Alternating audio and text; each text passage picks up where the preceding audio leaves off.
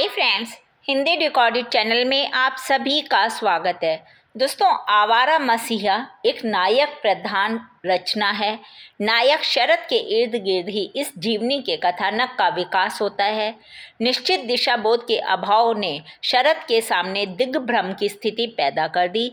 फलस्वरूप आवारा रूप में उन्हें भटकना पड़ा और साथ ही साथ शरद सच्चे अर्थ में आवारापन के जीवन से गुजरे और उन्होंने इसके अलावा नारी जागृति, मानवतावादी भावना, एकता की भावना, देश प्रेम का दायित्व बोध, शोषितों के प्रति संवेदनात्मक पक्ष, सामाजिक विकृतियों के विरुद्ध स्वर, आदर्श प्रेम की पराकाष्ठा तथा दृढ़ इच्छा शक्ति के पक्षों ने उनके आवारा जीवन को मसीहा बनाने में एक महत्वपूर्ण भूमिका निभाई है। तो दोस्तों, आज के अध्याय में हम श्री विष्णु प्रभाकर द्वारा रचित आवारा मसीहा जीवनी के नामकरण की सार्थकता पर चर्चा करेंगे। तो चलिए दोस्तों, शुरू करते हैं अपना आज का अध्याय। दोस्तों, हम सभी जानते हैं कि किसी भी साहित्यिक रचना के संदर्भ में ये बात है कि लेखक जो उसका लिखने वाला है वो उसका नामकरण या तो पहले से ही कर लेता है, और कुछ रचनाओं के बारे में हम यह भी मान सकते हैं कि उनका नामकरण या तो रचना पूरी होने के बाद किया गया या फिर रचना पूरी होने के बाद, पहले करने के बाद, पूरी होने के बाद उसका नाम बदल दिया गया। लेकिन ऐसा बहुत कम देखने में आता है। जीवनी के नामकरण का कोई निश्चित मानदंड तो होता नहीं है, लेकिन सामान्यतः जीवनी का नामकरण जो उसका नायक होता है, चरित्र मुख्य नायक, उसके नाम पर या फिर उसकी केंद्रीय चारित्रिक विशेषताओं के आधार पर ही किया जाता है, क्योंकि यह आवश्यक है कि पाठक रचना के नाम से ही जीवनी के नायक का नाम और उसके विषय से, उसके बारे में परिचित हो जाए। जीवनी को पढ़ने की उत्सुकता उसके हृदय से जागृत हो जानी चाहिए। अतः जीवनी का नाम किसी भी रचना का नाम, बल्कि हम कहेंगे संक्षिप्त, सार्थक, सारगर्भित और विशेषता परक होना चाहिए। हिंदी साहित्य में हम देखेंगे अनेक जीवनियाँ लिखी गई हैं। उनका नामकरण व्यक्ति के नाम या उसकी चारित्रिक विशेषताओं को आधार बनाकर ही किया जाता है। और जो ये श्री विष्णु प्रभाकर का आवारा मसीहा जीवनी है, यह बंगाल के प्रसिद्ध साहित्यकार शरत चंद्र चट्टोपाध्याय के जीवन एवं साहित्य को केंद्र में बनाकर लिखी गई है। दोस्तों, इसके जब हम नाम पढ़ते हैं आवारा मसीहा, तो हमारे हृदय में एक जिज्ञासा उठती है कि क्या विश्वविख्यात लेखक वास्तव में ही आवारा मसीहा थे? क्या उनका सारा जीवन एक आवारा व्यक्ति की तरह इधर से उधर भटकने में बीता? उनका जीवन जो था दोस्तों, वो विरोधाभासों का पुंज था। उन्होंने हर तरह के काम किए। वो अपने पिता की तरह घुमक्कड़ थे और आवारगी के साथ उन्हें कभी भी किसी आप साहित्य गोष्ठी में नहीं देखा गया। उन्हें आवारगी के साथ ही वो जाते थे तो साहित्य गोष्ठी में जाते थे, या फिर उनका अधिकतर समय वेश्याओं के यहाँ बीता करता था गाना गाते हुए। विष्णु प्रभाकर ने शरद से संबंधित जो भी सामग्री एकत्रित की, उसके हिसाब से तो वो पर्यटनशील व्यक्ति ही ठहरते हैं और घूमते रहते थे। इसी कारण उनके जीवन में आवारापन आ गया और इसीलिए लेखक ने उन्हें आवारा कहा है। शरद की इस आवारगी के कारण कुछ लोग तो उन्हें एक साहित्यकार ही नहीं मानते हैं, क्योंकि उनका कहना है कि शरद अपना समय ज़्यादातर बुरी संगत के लोगों और वेश्याओं के साथ बिताया करते थे। लेकिन दोस्तों, वास्तव में ऐसा नहीं है।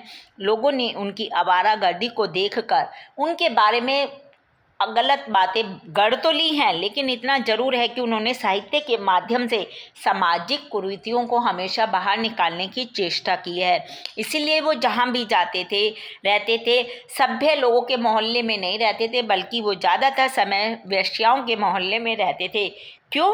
इसका कारण यह था कि उन्होंने वेश्याओं के मोहल्ले में जो नारी के हृदय की करुणा और स्नेहमय दृष्टि होती है, उसको देख लिया था, उसको समझ लिया था, पहचान लिया था, और उनके भावुक हृदय की पुकार को भी उन्होंने सुना था, और फिर उन्होंने उसे अपने साहित्य में उसको स्वर भी दिया। वो शराब भी पीते थे, अफीम भी खाते थे, लेकिन उनका यह जो था, यह उनके जीवन का नितांत व्यक्तिगत अंश था। इसलिए उन्होंने स्वीकार करते हुए लिखा भी है जीवन में मैंने छोटी मोटी बहुत भूलें की हैं, परंतु अपनी मूर्खता को मैं उस सीमा तक नहीं खींच ले गया। शराब को मैंने नशे के रूप में ग्रहण नहीं किया, बल्कि दवा के रूप में ग्रहण किया। किसी शारीरिक रोग की दवा के रूप में नहीं, बल्कि अपने स्वभाव की एक कमी की पूर्ति के लिए। मैं स्वभाव से अंतर्मुखी हूँ, बुद्धि से सामाजिक जीवन को पूर्णतया अपनाने पर भी व्यवहारिक रूप से समाज और समूह से भागना चाहता हूँ। समाज के बीच बड़े असंतोष का अनुभव करने लगता हूँ, इसलिए बीच बीच में कभी कभी दवा की मात्रा में थोड़ी सी मदिरा पी लेता हूँ और तब मैं समाज में सामाजिक प्राणियों की तरह रहने लगता हूँ। ये कहना था शरद चंद्र चट्टोपाध्याय का। दोस्तों, श्री विष्णु प्रभाकर ने आवारा मसीहा जीवनी में आवारा शब्द के साथ मसीहा शब्द भी जोड़ दिया, जिसकी समीक्षा करना उतना ही आवश्यक है जितना आवारा शब्द की। यदि हम आवारा शब्द को समझते हैं तो हमें मसीहा का अर्थ भी समझना होगा।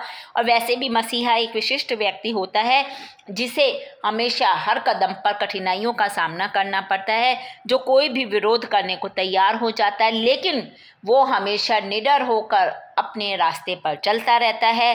समाज ने शरद बाबू पर चरित्रहीन और नास्तिक होने का बार बार आरोप लगाया, लेकिन दोस्तों वास्तव में जो व्यक्ति धर्मभीरू होते हैं वही नास्तिक होते हैं। दोस्तों, समाज का तीव्र विरोध सहन करते हुए भी वे अपने कार्य को हमेशा करते रहे। उन्होंने चरित्रहीन जैसे उपन्यास की रचना की, जिसका समाज में खुलकर विरोध हुआ, और जब प्रकाशक ने उन्हें उसमें कुछ बदली करने को कहा तो उन्होंने कहा कि मैं इसमें कोमा भी नहीं बदलूंगा, क्योंकि इस उपन्यास को लेकर उन्होंने वेश्याओं के चरित्र को उभारने का, इस उपन्यास में उन्होंने वेश्याओं का चरित्र उभारा था। लेकिन एक घटना ऐसी हुई कि उनको लगा कि उन्होंने अच्छा किया इस उपन्यास को लिखा, क्योंकि एक दिन एक युवती आती है और उनके चरणों में गिर पड़ती है और कहती है कि आप मेरे गुरु हैं। अब वो बड़े आश्चर्यचकित रह जाते हैं कि मैंने तो इस लड़की को मैं पहचानता भी नहीं हूँ, मैं इसका गुरु कैसे हूँ।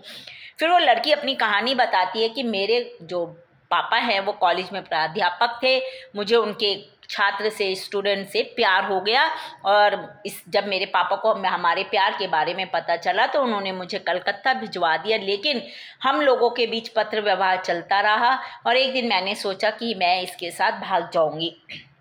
और रात के 2 बजे इनका समय फिक्स हुआ कि भागने का। तो वो लड़की अब जागने के लिए शरद चंद्र का वो जो चरित्रहीन उपन्यास था वो पढ़ने बैठ गया। उसको उसने पढ़ा तो जाना कि नहीं, मुझे नहीं भागना चाहिए, और उसके अंदर एक अलग सी किरण आई और वो भागी नहीं। तो कहती है कि जब मैं नावल पढ़ रही थी 2 बजे तो मेरी खिड़की पर दस्तक हुई, लेकिन मैं समझ गई थी वो आ गया, पर मैं आपके उस नावल ने मुझे बचा लिया और मैंने उससे विनती की कि क्षमा करो, मैं नहीं जा पाऊंगी, और इस तरह से वो लड़की बर्बाद होने से बच गई। यानी कि उनके जिस उपन्यास चरित्रहीन का इतना विरोध हुआ था उससे बहुत सी लड़कियों की जान बची। उन्होंने मतलब उनके कई उपन्यास ऐसे थे जो पढ़ लेते थे तो लड़कियां पथ भ्रष्ट होने से बच जाती थी, युवतियां। दोस्तों, नारी को अपने साहित्य में उन्होंने जमीन भी दी और प्रतिष्ठा भी दी, जिसकी वो सही अर्थों में एक नारी अधिकारिणी होती है। उनके साहित्य को पढ़कर स्वयं नारी अपने को सुधारने और जागृत करने में ही नहीं लगी, बल्कि उसने कलुषित से कलुषित मन का व्यक्ति भी, जितना बुरा भी व्यक्ति था वो भी नारी के उद्धार की बातें सोचने लगा। तो शरद की नारी, वो खुद बंगाल के थे तो, लेकिन उनकी नारी बंगाल की होकर भी शिल्प की दृष्टि से किसी सीमा को स्वीकार नहीं करती है। वातावरण का चित्रण करते समय शरद चंद्र बंगाली हैं, लेकिन जीवन रस के परिवेश में वो एक महान शिल्पी रहे, और प्रेमिका का परिवेश समस्त विश्व है। दोस्तों, प्रेम की जो व्यथा वह भोगती है वह विश्वजनीय है, जो अपमान वह सहती है वह नारी मात्र ने किसी न किसी रूप में सदा सहा है, जो उनकी नायिकाएं होती है नॉवल की, उपन्यास की। तो दोस्तों, हम देखते हैं कि शरद के संबंध में हजारों बातें, घटनाएं हैं जो उन्हें मसीहा कहने का अधिकार दिलाती हैं। वो समाज के निरंतर विरोध के बाद भी पीछे नहीं हटे। चरित्रहीन जैसी ऊंची कृति का पत्थर मार या जलाए जाने वाले विरोध को सहन करते हुए उन्होंने यही कहा कि इस रचना के भीतर झांक कर देखें, तब शायद तुम लोगों को पता चलेगा कि हमारा समाज कैसा है। दोस्तों, वो स्त्रियों को बहुत सम्मान देते थे, इसी कारण रूढ़िवादी और अंधविश्वासी समाज ने उन पर वेश्याओं को अच्छा मानने वाले का आरोप भी लगाया, लेकिन उन्होंने कभी इन सब चीज़ों की चिंता नहीं की, क्योंकि वे वेश्याओं में हमेशा मानवता के गुण खोजते थे। वे कहते थे कि वेश्या खुद नहीं बनती है बल्कि बनाई जाती है। वो शरीर से भले ही पवित्र नहीं होती समाज की दृष्टि में, लेकिन वो मन से हमेशा पवित्र ही रहती है। साथ ही साथ दोस्तों उनके अंदर एक बहुत कमियां थी, जैसे वो शराब और अफीम के शौकीन थे, लेकिन वे इसका सेवन करने के पश्चात कभी किसी से लड़ते झगड़ते नहीं थे। शराब वो कहते थे कि मैं व्यक्तिगत कारणों से पीता हूँ, और अफीम वो जीवन को समझने के लिए लेते थे। वे कहते हैं जीवन में मैंने छोटी मोटी बहुत भूलें की, लेकिन अपनी मूर्खता को मैं सीमा तक खींच कर नहीं ले गया। शराब को मैंने नशे के रूप में ग्रहण नहीं किया बल्कि दवा के रूप में ग्रहण किया, किसी शारीरिक रोग की दवा के रूप में नहीं बल्कि मानसिक रोग की, अपने स्वभाव की कमी की पूर्ति के लिए। इसलिए वे अपने जीवन को एक आवारा व्यक्ति के समान जीने के बाद भी किसी को कोई दुख नहीं पहुंचाते हैं। वे शराब पीकर भी हमेशा दूसरों की सहायता के लिए तैयार रहते हैं। उनके पीछे हमेशा, उनके हर कार्य के पीछे कोई ना कोई महान उद्देश्य या भावना होती है। वे स्वयं कहते हैं कि चरित्रहीन की किरणमयी से हजारों स्त्रियों का उद्धार होगा। जब स्त्रियाँ इसको पढ़ेंगी तो वो समझेंगी समाज मेरी इस बात को स्वीकारे या नहीं, मुझे इसकी चिंता नहीं है। इसलिए आज यह बात सभी पाठक जानते हैं कि उनकी पुस्तकों से युवक युवतियों को लाभ ही नहीं हुआ है, कोई हानि कभी नहीं हुई है। तो दोस्तों वे कहते हैं कि सारा मनुष्यत्व सतीत्व से कहीं बड़ा है। इस बात को मैंने एक दिन कहा था, और उसी को अभद्र और गंदा कहकर मुझे गाली देने में कोई किसी का फायदा नहीं है। तो दोस्तों हम कह सकते हैं कि शरद चंद्र बेशक स्वयं आवारा रहे हों, लेकिन नारियों के लिए, विशेषकर पतित नारियों के लिए वे मसीहा थे, देवता थे। उनका चरित्र इतना महान था कि वे आवारा होते वे भी मसीहा साबित होते हैं। कुल मिलाकर हम यह गलत ना होगा कहना कि विष्णु प्रभाकर ने उनके जीवन का नाम आवारा मसीहा रखकर उन्हें एक सही पहचान दी है, और साथ ही साथ पाठकों का पर एक उपकार भी किया है, क्योंकि हम शरद चंद्र चट्टोपाध्याय के अंदर जो उनके असली जीवन था, उनके जीवन जीने के पीछे जो कारण था, जैसी वो किताबें लिखते थे उसके पीछे जो कारण था, उन सबको इस जो जीवनी है इसके माध्यम से हम समझ सकते हैं। तो दोस्तों ये हमने आज के अध्याय में श्री विष्णु प्रभाकर द्वारा रचित आवारा मसीहा जीवनी के नामकरण की सार्थकता पर चर्चा की।